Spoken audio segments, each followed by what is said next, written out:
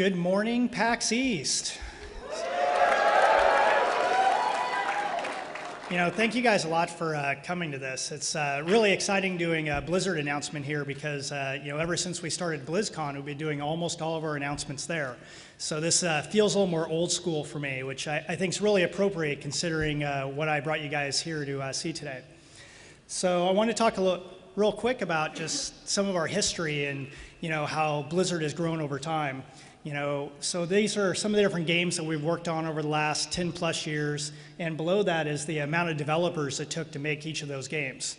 The World of Warcraft one's a little deceptive because that's what we launched the game with, and I think now the World of Warcraft team has 135 developers.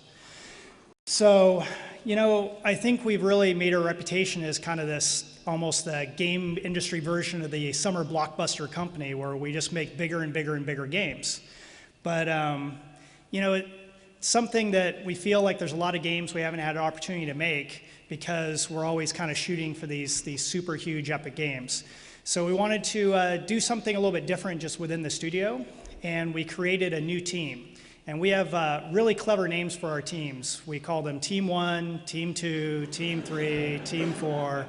And each of those game teams, have been attached to either, StarCraft 2 or Diablo 3 or World of Warcraft. And we wanted to make a new team. So I'm sure you guys can guess what we called the team. Team 5. So Team 5 is very, very different than the 4 previous dev teams that we've created at Blizzard. It's only 15 developers, which is smaller even than that StarCraft number, which I showed you guys.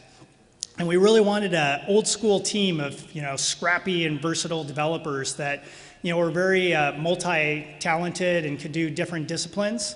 And we wanted to have a team that could experiment more, doesn't necessarily have to rely on building brand new technology, and really try to just come up with a different style of games. So then the question was, if we had a team like this of 15 developers, what is the game that we would make? And we had to really think about that a lot because we want to make a game that was really small, a little bit different than we've done in the past, and not something that we'd have to spend 5+ years developing. So what I'm going to show you guys here is the introduction movie for the next game that we're releasing.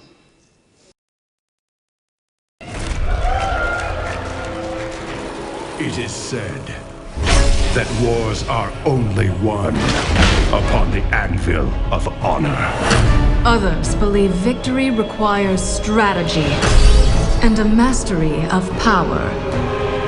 War is deception. A game played best from the shadows. Only strength and raw power can assure total dominance. But of course, you could forget all that and just have fun! Hearthstone, Heroes of Warcraft.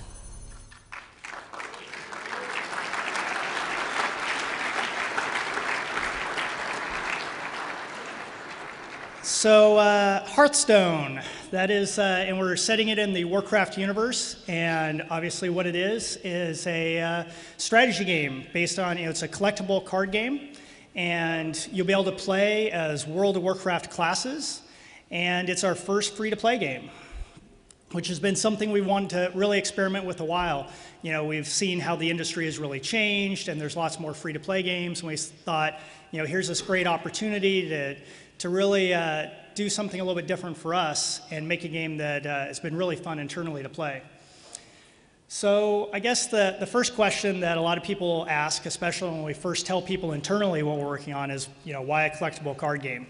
And the reason is that I think a lot of people at Blizzard have really played collectible card games for a really long time. A lot of us, like I remember playing Magic the Gathering when I first started at Blizzard, and there was a huge crew of people that will always be playing it, and there's been so many card games since then. But really, I don't think there's been a lot of great translations to make digital or online card games. And that's something that Blizzard's always, I think, done really well, is look at something that is already a really fun game, but maybe it's a little bit hardcore, and how do we make it much more accessible and make it something that anyone would play, not just us hardcore CCG nerds. So the approach that we had was really, again, kind of the typical way that Blizzard approaches problems is we look at what's really awesome about the genre, what's really awesome about this type of game, but what are the reasons why, kind of normal people or other people would always pass on this sort of genre.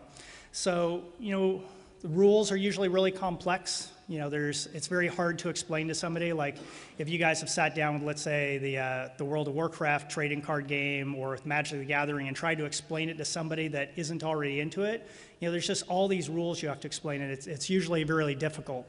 So, we really wanted to approach that and make it much more intuitive. If you look at, hopefully a lot of you guys have seen what we've done like World of Warcraft compared to the previous MMO games that are out there, and we really want to do the same thing with Hearthstone and make it really that online game that's really simple and intuitive to play.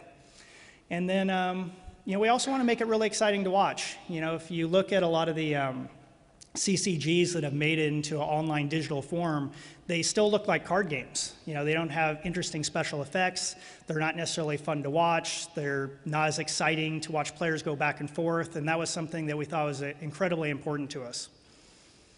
So I'm now going to show you kind of a demonstration video of just the beginning of one of the games, so you can kind of see a lot of what I'm talking about and how this isn't just, a card game you might have seen in the past, from other makers. So you can see like right away that, we're using 3D technology so that it's not just a flat 2D board. And the board itself is animated, and we really want to bring in a lot of the charm of the Warcraft universe. And there's your Murloc. So you can see down at the bottom of the screen is Jaina, she's a mage, and up the top of the screen is Garrosh, who's a warrior. And we really want the game, for World of Warcraft players, we want the game to be really intuitive. So if you come to this game and you already are used to playing a mage, you have mage creatures, you have mage spells, and you can very quickly and intuitively understand how to play the game. And there's the warrior who pulls out a big weapon, and now the warrior himself can go and attack. And you can see it's just a lot more dynamic game than I think what a lot of the card games out there are doing. I will crush you! And there at the end was, when you play multiplayer, players will actually be able to do verbal emotes to each other. So you can kind of like taunt each other or tell each other they're doing a good job. All right, so now I want to talk about, what is a collectible card game all about? Well, it's about collecting cards. So we've really put a lot of time and effort into creating a really cool and interesting card collection that's really fun to actually collect and build decks with. So in the initial release, there's going to be over 300 cards in the collection. And the way that you'll get new cards is through getting booster packs. So when you get a pack, it's going to have 5 cards in it. And the way you can either earn packs through playing the game, or you'll also be able to buy packs, which is part of our free-to-play model. We haven't decided yet, the exact amount of money that it's going to be per pack, but it's going to be somewhere around $1 is what we're guessing. That's kind of what we're testing right now, and then we'll probably be fine-tuning that throughout like the alpha and the beta. But we also want to make sure that players can earn packs. So even if if you're someone that doesn't want to spend any money on the game, it'll take you much longer to build your collection, but you'll still be able to just, week by week, earn more and more packs and add to your collection. And then there's obviously going to be many, many different types of cards. So there'll be different rarities. There'll be basic and expert cards. And then within kind of the expert set, there's going to be commons and rares and epics and legendary cards, kind of going with the same sort of verbiage that we use in the World of Warcraft with the item system. So one of the challenges that I think you have when you start creating a collectible card game and you want to do it online is you want to capture how fun it is to open a new pack. I think, if you have a physical card game, that's a lot of the fun. You go down to the hobby store and you're excited to get that new pack and you rip it open and you kind of go card by card to look at each one and see, did you get a lot of cards you already had? Did you get that card you were really hoping for? And then you rip into the next pack. And we wanted to capture that as much as possible with opening a pack digitally. So the team has really spent quite a bit of time with how to do that. And I'll show you kind of what it looks like to do that within Hearthstone itself.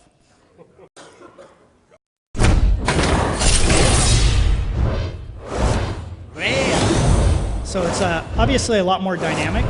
And even before you turn a card over, it will glow underlit if it's going to be a rare or legendary or epic.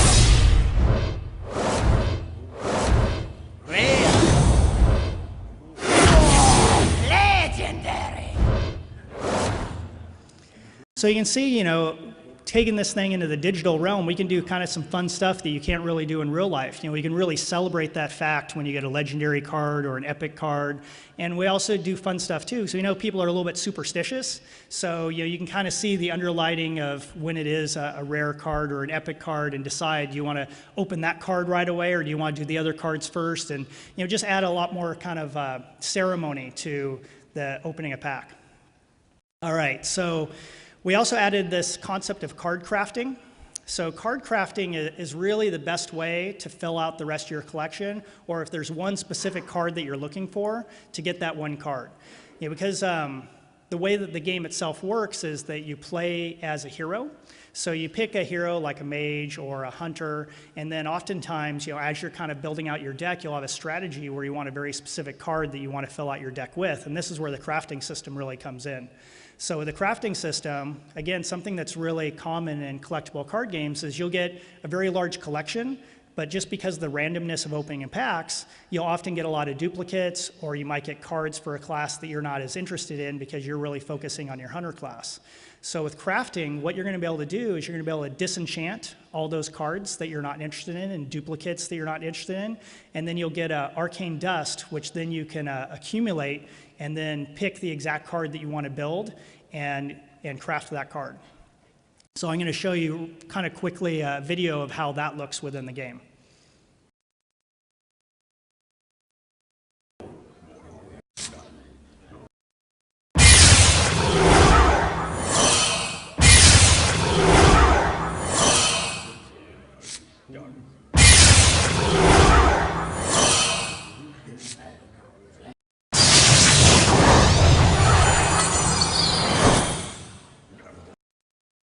So I think that's a really good example of a player that really wanted to nuke a lot of his collection so that he could build Deathwing, which is one of the most powerful cards in the game right now. So then after you've collected a bunch of cards, opened a bunch of packs, maybe you've crafted a few of the cards that you're really excited and interested in, well, now you got to build a deck, you know, which is, again, a lot of the fun of these sorts of games. But it's very challenging, I think, trying to go from that starting a game and understanding how to play to how to build an interesting deck. So that was another design problem that we really wanted to attack. And we want to make it easy to create decks because, you know, there's just, again, a lot of rule complexity. So one of the things that we have in the game is, you know, when you go to deck building, there's a suggest a card mode. So you can go through and, you know, there's kind of a tutorial mode that will go through and suggest different cards and help you build out a deck. You know, make sure you have low mana cards, make sure you have creatures, make sure you have class-specific abilities, but still give you choice within that, but just narrows that choice down so it's a lot easier to grasp and build a pretty interesting deck until you're ready to really, you know, build a deck completely from scratch. And then there's also like tools to evaluate your deck, where, you know, it kind of shows you as you're building your deck how many 4 mana cards you have, how many 5 mana cards. So it just, you know, really tries to help you evaluate your deck on the fly and make good decisions. And then the last thing that we have in there is, you know, you can actually just have the game itself create a deck for you. So you can just decide that you want to create a hunter deck or a mage deck, and then the game will create a deck based on the card collection you have, which is often really useful early on when you're collecting packs and, you know, you just added a bunch of expert cards or you opened 3 more packs and you just want the game to kind of insert a lot of those cards into your deck. Oftentimes it will. And then the other thing that's really cool is that all three ways of creating a deck you can combine really at the same time, and I think that'll be a really common way for people to create their decks. And what this video is going to show is exactly that. So at the beginning, the person's picking their own cards. So they're going to go through and pick their class, which is a rogue, and then they're going to initially just pick some of the cards that they want to make sure that's in their deck. So they're going to pick some higher end abilities for the rogue with higher mana costs, and then once they get those abilities in the deck, then they're going to go into kind of suggest a card mode.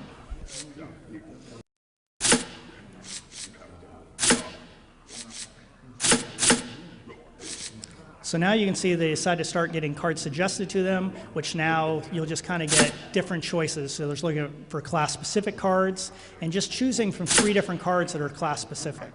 Now it's looking for cards that are a little bit cheaper because it realized that the deck, is really lacking those low mana cards that you need at the beginning of a game. And now they just want to complete the rest of the deck, and the second half of the deck just gets completed automatically by the AI. And then you can see the tool, and then went ahead and named the deck the Mulan Rogue. And that is deck creation. All right, but the core of the game is really about playing the game itself. And this is the area that we just want to make it a really fun and dynamic game. And it's focused primarily on just on one-on-one. So you'll go into the game, and it uses BattleNet matchmaking, which has been something we've really been evolving for years and years now. And I think the matchmaking system is really great and should really help out a lot for novice players to end up playing against novice players. And then you can duel online each week. We have a whole medal ranking system. And the main purpose for the medal system is just each week you can kind of earn medals in the game, and as you earn medals, that's how you earn new booster packs. So it should be a fun system, kind of week to week. You re-earn your medals, you re-earn booster packs, and that kind of validates the amount of time that you've been playing the game. And then the thing that we really wanted to attack with this was to keep it really simple, but still have lots of strategies and be very deep. So what the team has really done a great job with is look at all those mechanics that you'd see in your typical CCG, or let's say in the World of Warcraft TCG, and pull out all those really complex rules or weird rules that maybe make sense when you're just playing a hobbyist game face-to-face, but when you really want to do a mass market online game, it doesn't make as much sense. But that doesn't mean that you have to sacrifice deep strategy. So what I want to show you guys next is a shoutcasted game. So one of the things that we did when we were showing this at Blizzard was we got some of the more expert players to play games against each other, and then we do a shoutcast, kind of like you would see for StarCraft 2 or like a World of Warcraft arena match that we've done at BlizzCon. And I think when you have the shoutcast, it really kind of shows how much depth and strategy and how exciting a game can be. So I'd like to welcome to the stage my lovely assistant, Ben Brode, who's going to be our shoutcaster.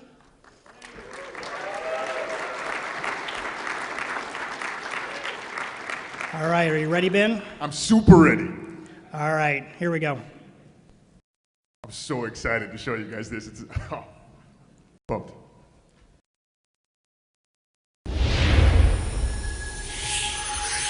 Fireside duels. Gul'dan versus Malfurion. These are our heroes for today's match. On the bottom, Soul shall be mine. Gul'dan the Warlock, piloted by John Briggs from our quality assurance team. And on the top, Malfurion Stormrage, the Druid, piloted by Dan Nguyen from our quality assurance team. And they're getting their starting hands ready, getting ready for the match. And the match has begun! My greetings. Hell yeah. All right, the players are emoting at each other, excited for the game. I greet you. In the Warlock player, each player starts with 1 mana. You can see that in the bottom right corner for the Warlock, and the top right corner near the water wheel for the Druid. And the Warlock uses his 1 mana to play. A Goldshire Footman is a defensive minion. It's got taunt. That means if the Druid wants to attack, he has to attack the Goldshire Footman first.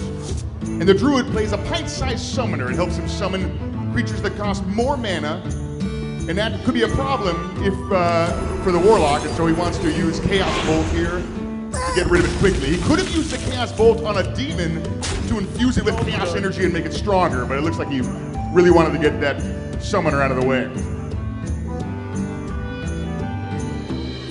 The Druid plays Wild Growth. He gets an extra mana crystal. Now this is interesting. It means that the Druid is probably playing more for a late game strategy. Maybe he's got some stronger minions in his deck that he's gonna play later. He just wants to survive there early in the mid game to get to that place where he's built his deck to really take advantage of.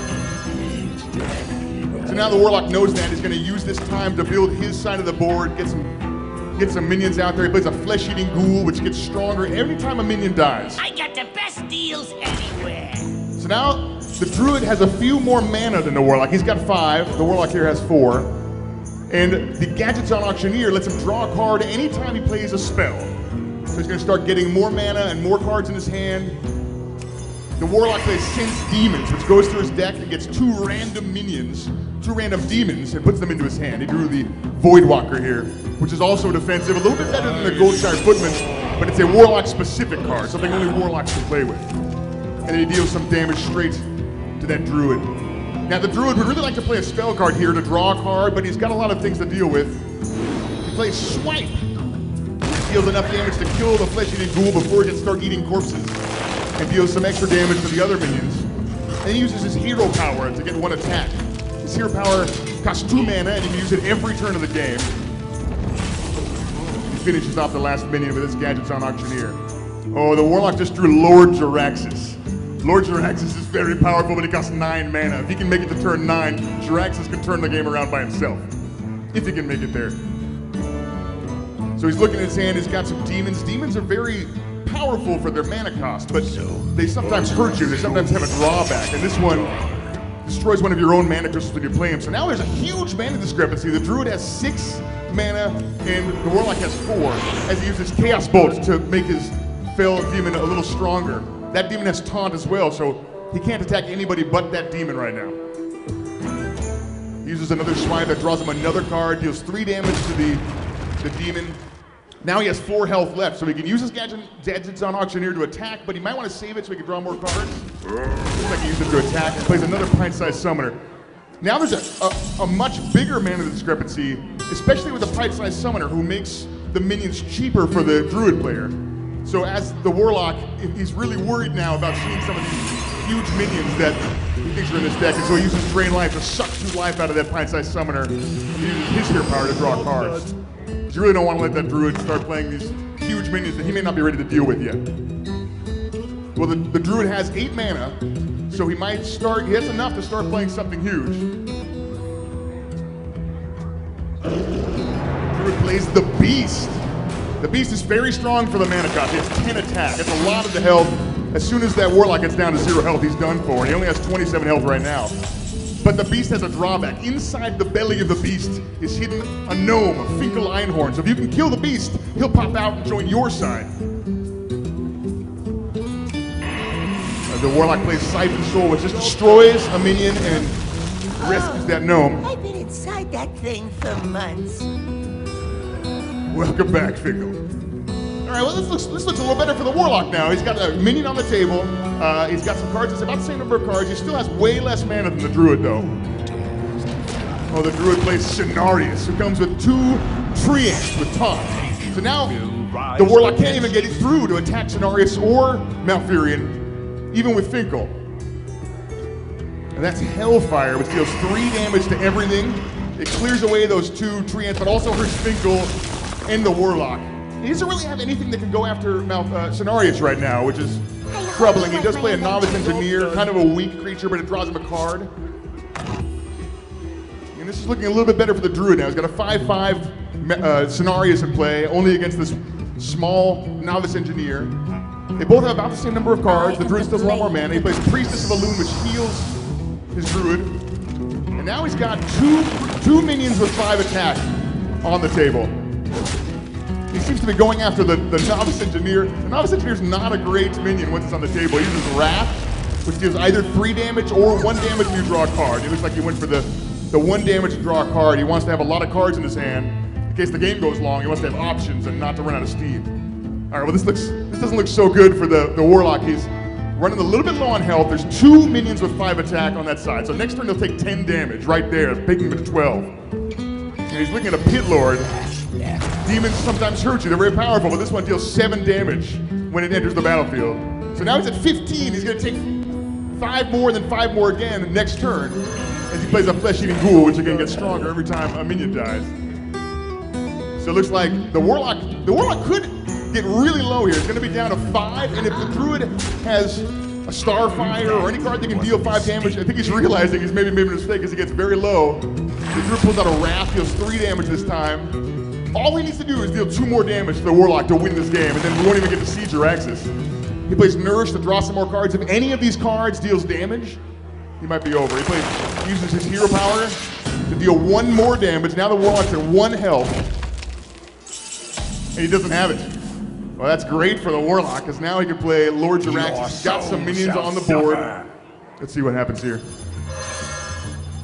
You face Jiraxis, Eladon, Lord of the Burning Legion. Jiraxis kills the Warlock who summons him and takes his place. And then the ghoul gets a little stronger for eating the corpse of your old hero. Jiraxis is very strong. He's got a new set of health. Now he's at 15 health. He can attack. He's got a new hero power as the ghoul keeps getting a little stronger. Now this ghoul fared a little better than the last one.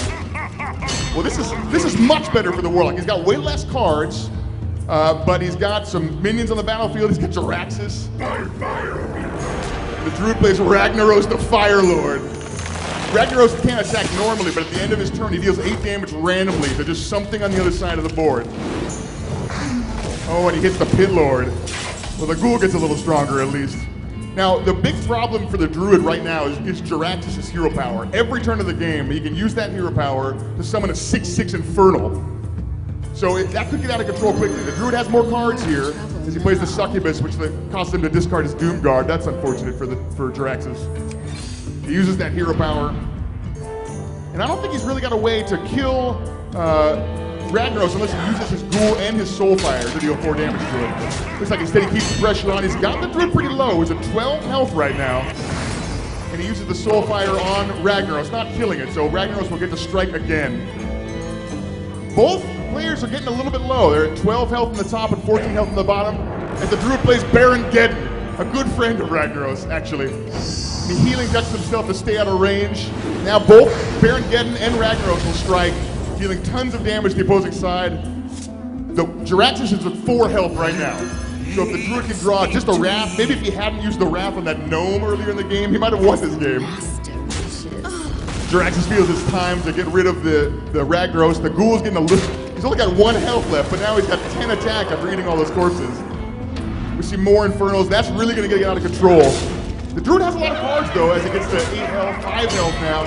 Jiraxis is still only in 4 health. The Druid just needs to draw 1 card that deals 3 damage and then uses hero power for the last damage. Another swipe, maybe. That Ghoul now has 10 attack and only 1 health. Another healing touch. This Druid trying to stay alive just long enough to draw something to deal just a couple damage to Jiraxis. Here we have the Ancient of Lore. When you play the Ancient of Lore, you can choose to draw 2 cards or to restore 8 health. So he could have played that first, tried to draw a card that deals some damage to Jiraxis, but he wanted to play it safe and gain some health. As he kills the Ancient of Lore with that Infernal, the Ghoul getting a little bit stronger still. The Warlock drew Twisting Nether, which kills all minions, but he's got all the minions, so not a great draw for the Warlock. Now, the Druid, again, at 6 health. If that card deals any amount of damage to the Jiraxis, this could be over.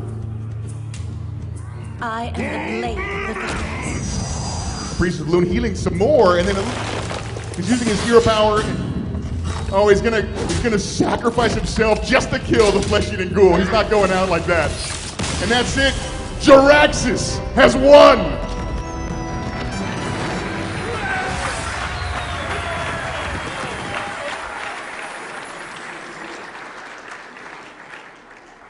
So I think that probably gives you guys a good idea of how much strategy is in the game. And also, you know, because it's an online game, we can make up all kinds of cool abilities that you wouldn't be able to do in a physical card game. And I think, you know, we'll continue to kind of explore that space as we continue to make cool abilities and cards. So the big question is, of course, what can I play it on?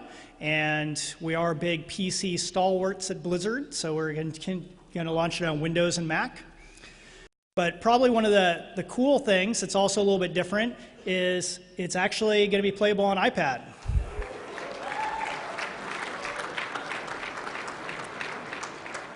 And we actually already have it internally playable on the iPad, so it's going to launch very soon after the PC and Mac version.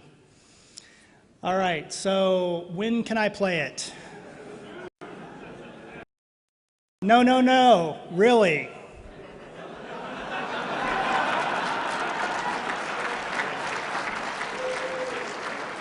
So the beta is going to be out this summer. the release is this year, and you guys can play it on the show floor today. And you can play the Windows version and the iPad version today. So this is a big experiment for us to see whether or not we can actually announce a game and release it in the same year, which is something we would always love to do.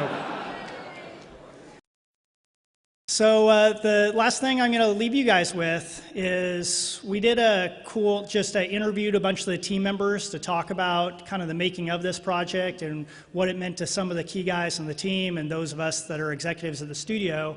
And I think it's a really good summary of some of the things that I already told you guys about, but also kind of some of our thoughts about the project itself.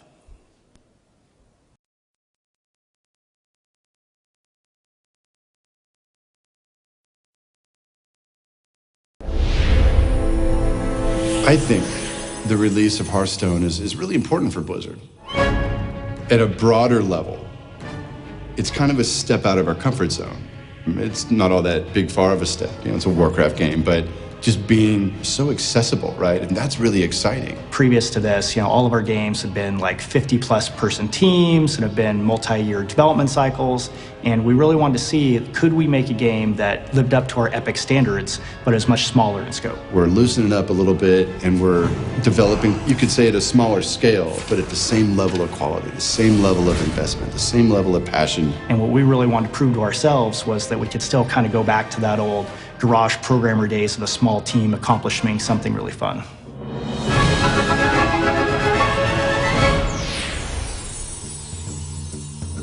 So we started this team within Blizzard that we called Team 5. And the whole mandate for the team was keep the team very small, and you have to really think of ways to develop a game that might be non-traditional within Blizzard's walls. It was a team that was put together specifically for this title, and we have about 15 hardcore ninjas who kind of jumped on this. We really want to get a team that were generals, that are almost like old school Blizzard, that could wear a lot of different hats and not be as specialized as a lot of the bigger teams are by necessity.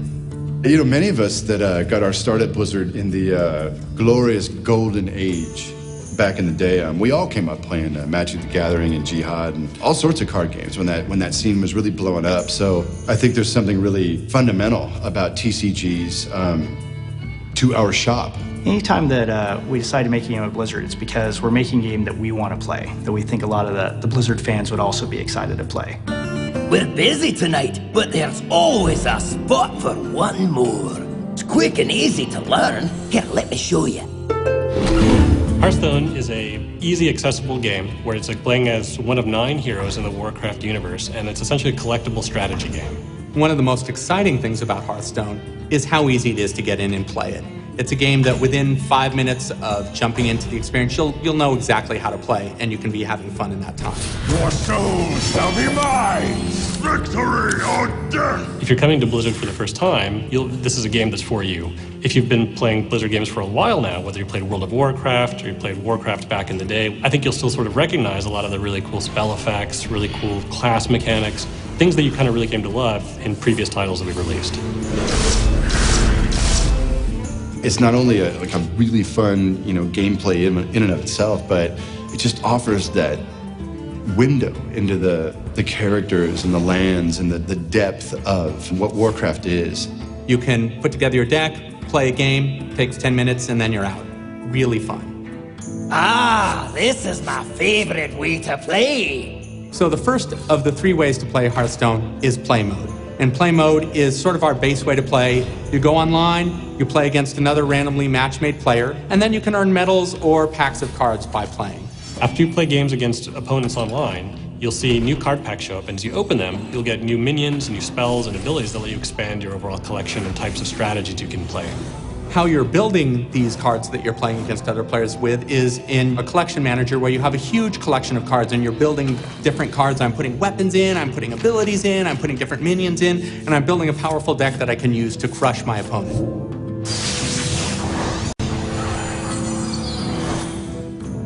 Now, we also have a practice mode, and this is where you go when you have some kind of cool, interesting deck ideas that you want to test out against the computer, or if you just feel like you need a little bit more time before you jump into the fray.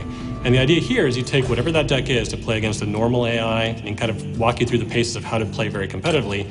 When you're ready for it, we also have an expert AI where the real challenge is waiting for you. The third mode is called the Forge. And in the Forge, building the deck is half the fun. You start out being given a bunch of random cards, and you start choosing which of a set of 3 different cards you want to put in your deck, and you do that a bunch of times. And then once you've built the deck, you're matched against some other player who's also built a deck in the same way, so it's totally fair. I cannot believe it! You and your deck are unstoppable! One of the phrases that we've thrown around a lot is making games that are epic in quality, but not necessarily epic in scope, and that's exactly what Hearthstone is. Fundamentally, most people think of epic as being really large. And I think what we want to do is make epic mean something different. Epic should mean an epic fun play experience that you want to play for a really long time. But that doesn't necessarily mean that the game itself has to have, you know, thousands and thousands of monsters and huge monolithic technology. You know, it's like do something that's small in scope but epic in gameplay. It's really where the world's going, and I like that we're, getting in step with that, and we're taking risks on kind of smaller products that have just a high degree of fun and imagination. I believe that people are going to get a big kick out of this product. It's got all the personality and quality of any of our big games, and I like us in this space. Hearthstone, Heroes of Warcraft. Job's done.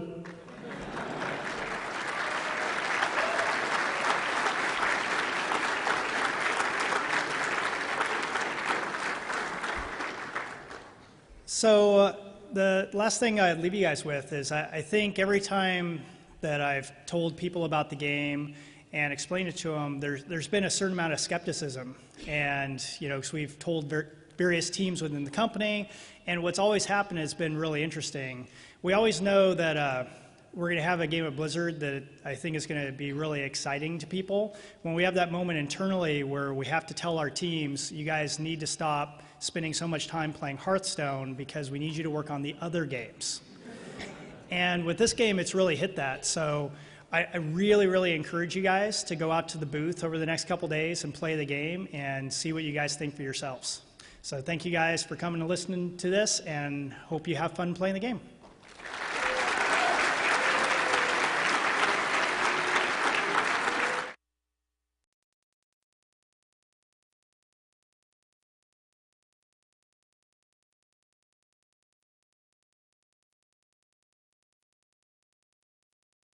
Kind of burned through all the cool nerds when they asked me to do this, because they got Will Wheaton, they got Jaffe, and they're like, oh, I guess we'll finally go with Cliffy. I mean, I was honestly expecting to do like PAX Midwest in 2034 or something like this. And I mean, it means a lot for me to do this keynote. I mean, wait, story time.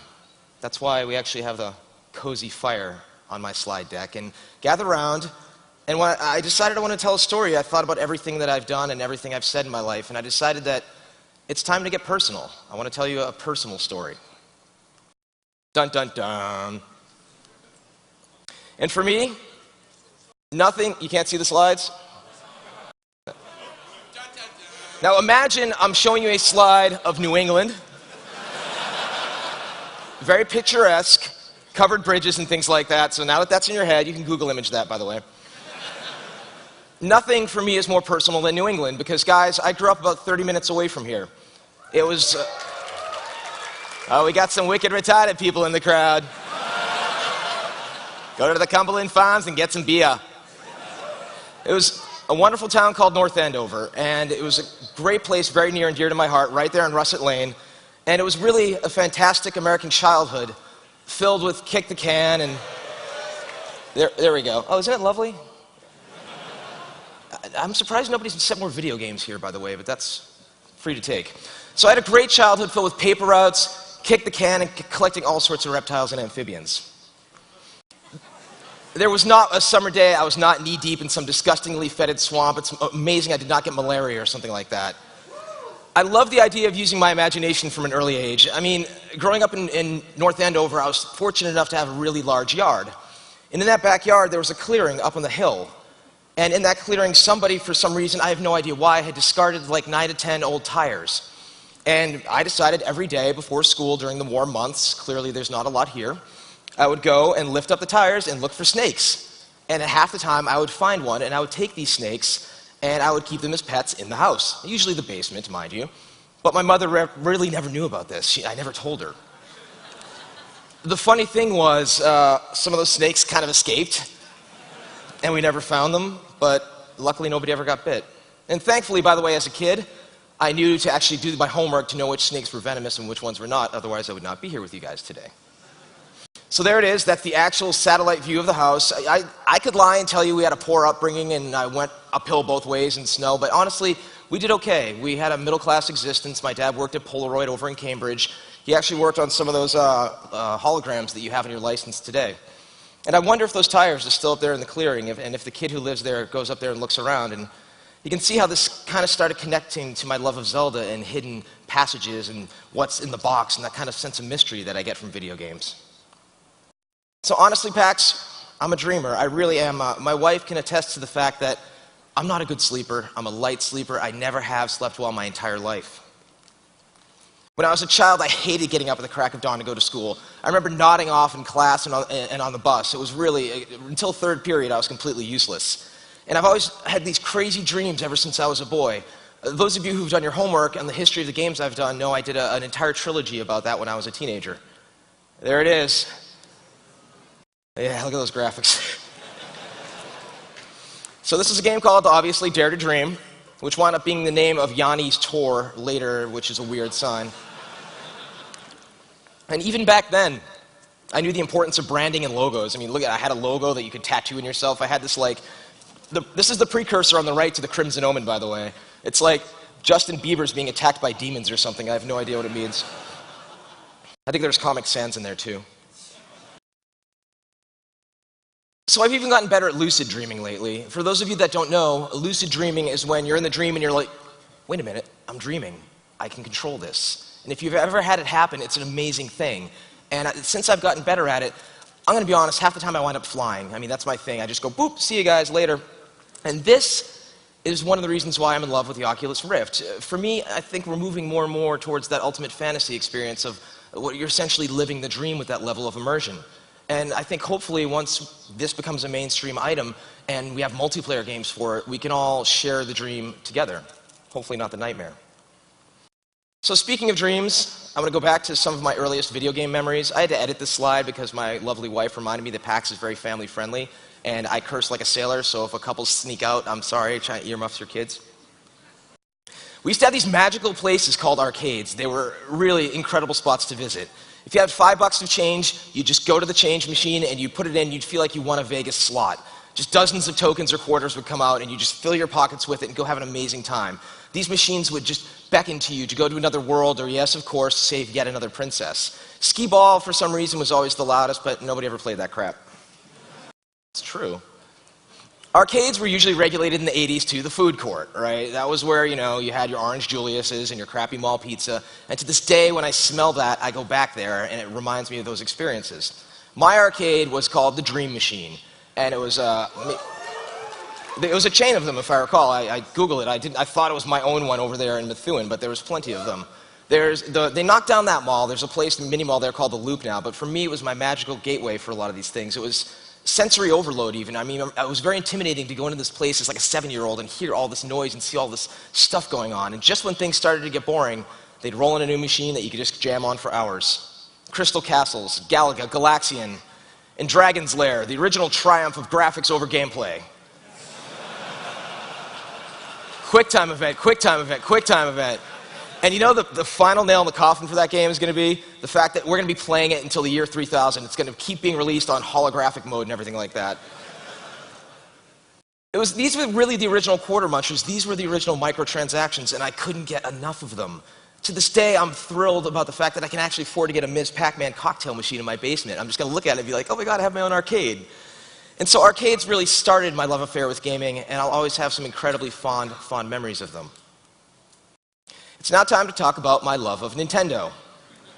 I think some of you like it too, judging by the DSs I saw earlier. And you notice, of course, this is my name in the first issue of Nintendo Power for a Super Mario Bros. High score. So many of you have heard the story about how I was at a friend's house and I was playing the Atari 2600 and I knew right there and then I wanted to make games. And that was really the start of it. But when things really started to gestate was when I got my hands on the Nintendo Entertainment System. I didn't know much about it at the time. Honestly, after the video game crash, I stopped playing games for like a year, until one day, this kid named P.T. Luther, who lived down the road from me on Russet Lane, got his Nintendo. He got the full set. He got Rob, he got the Zapper and everything. He was that kid that got every freaking toy, and I'm still jealous of it to this day. Oh, good, we got the lights lowered. So, he was the kid also who got the 7-foot G.I. Joe aircraft carrier. Little bastard. I want one of these now. I want to get one of these and have it shellacked as like my coffee table in the house. This thing was to scale. Like, and the irony of you using American military might for toys is beyond me. But anyway, the whole point is, I'd get off school before him because I was an older kid. He was a younger kid. And I would literally sit outside his house for an hour or two in the rain waiting for him to come home. His mom would come home. She'd cook us some cheese-like substance, some curd thing, which was, I guess, went for cheese, and we'd eat nachos and play Super Mario Brothers and Ghosts and Goblins and Duck Hunt. And to this day, when I go to a movie theater, they offer those same crappy nachos, and I watch a movie, I still go back to the Mushroom Kingdom. My love affair with Nintendo came in full bloom in 7th grade, right around the time my acne bloomed. And people have heard me talk about bullying before. I like to talk about it. I think it should be spoken about. But people sometimes assume that it happened to me in high school. That really wasn't the case. By the time I was in high school, the Accutane had kicked in. I learned how to be kind of funny. I was involved in drama. No, that wasn't really it. It was junior high that was the pain in the ass. 7th grade, in fact. I worshipped Nintendo back then so much. I'd buy anything Nintendo. They're at the point where this comic was put outside the computer lab. And for those of you who remember The Far Side, which was amazing in the era of course, Calvin and Hobbes, this was hopeful parents looking at their goofy little son playing Nintendo, and they're imagining the want ads in the 2000s saying, "Can you rescue the princess? High salary and benefits." And it was ha ha ha, this is so funny at the time, and actually it turned out to be true. This was the start of a very rough time for me. I'm going to need some water for this. I don't want to go into too many of the gory details, just a couple of moments that stick out for me. There's one time on the school bus where some kid who didn't like me stuck gum in my hair, just minding my own business. And I didn't know how to remove it, so when I got home that day, I was a bit of a latchkey kid, thank God for Nintendo, or I would have wound up on meth or something. And I proceeded to cut the gum out of my hair and looked really goofy for about a month until it came in, because, fun fact, if you take anything away from this takeaway, if you ever get gum in your hair, use peanut butter.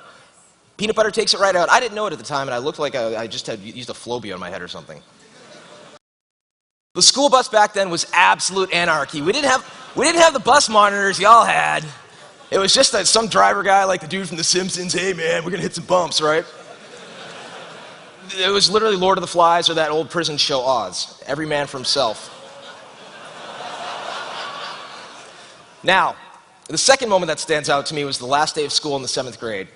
This older kid comes up to me, takes his Coke and shakes it up and dumps the entire thing on my head in front of everybody. It was really a classic Carrie moment. And by the way, the remake's coming out with Chloe Moretz. It looks fabulous. You know, I wasn't very cool in 7th grade. I didn't have gotcha